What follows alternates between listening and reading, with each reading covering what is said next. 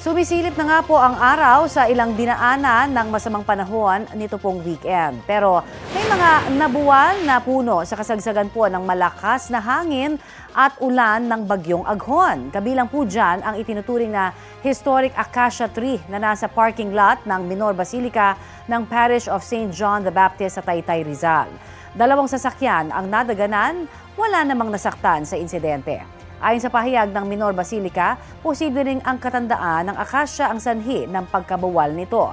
18th century pa raw nakatanim at naging landmark na ng simbahan ang nasabing puno ng acacia. Sa Roxas Boulevard naman, nagtulong-tulong ang mga kawani ng MMDA, BFP at NDRRMO sa pag-aalis ng nabuwal na puno. Mabilis din po kasi itong nagpabigat ng trapiko sa lugar. Kapuso, para sa mga maiinit na balita, mag-subscribe sa GMA Integrated News sa YouTube. Sa mga kapuso naman abroad, subaybayan nyo kami sa GMA Pinoy TV at sa www.gmanews.tv.